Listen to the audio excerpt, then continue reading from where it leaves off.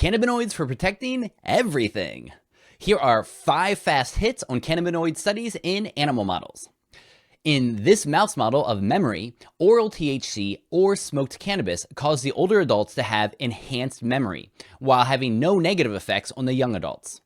When treating cancer with the drug Doxorubicin, which is sometimes called the Red Death because of its color and potentially fatal side effects, the cardiotoxicity can be substantial.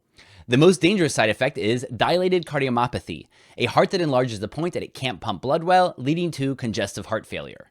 In this study of a mouse model of heart toxicity, those getting just the doxorubicin had swollen heart cells and dysregulated myocardial fibers. But treatment with CBD significantly lowered the swelling and partially reversed the changes to the heart tissue. In those heart cells, CBD also lowered the rate of apoptosis, which is programmed cellular suicide, a protective response to extreme cellular damage. Work in a tissue model showed that these positive effects were mediated by the Hippo signaling pathway, which is a fun name that came from the fact that if you mutate this gene in a fruit fly, they get tissue overgrowth that makes them look like a hippopotamus. Geneticists are known to be cheeky with their naming. If you mutate the Sonic Hedgehog gene, the fly embryos have spiky projections. The gene cheap date makes them more sensitive to alcohol. Ken and Barbie leads to no external genitalia. Anyway, in this mouse model of the inflammatory bowel disease colitis, THC at the highest dose significantly improved colitis markers. But if you added CBD to the mix, THC at a lower dose significantly alleviated colitis markers, restored colon integrity, and reestablished GLP-1 glucose homeostasis. In colitis, GLP-1 helps to reduce inflammation, lessen membrane injury, and regulate the gut microbiome. You can see all the data and our new deep dive video on the Crohn's, colitis, and IBD page on cvresearch.info. For the kidneys, it's well known that antibiotics and certain painkillers can damage them.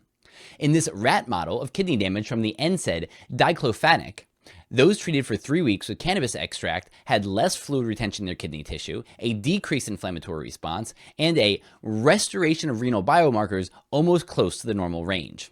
Finally, liver damage is one major problem with valproic acid, a drug for seizures and epilepsy as well as for mania.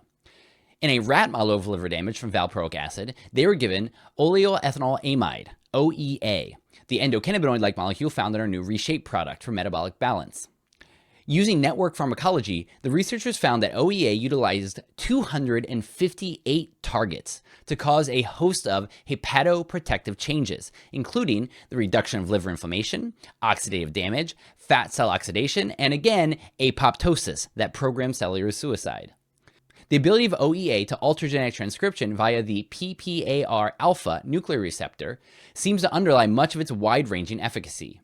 For all of the OEA research that's ever been done and our new deep dive video, check out the OEA page on cvresearch.info.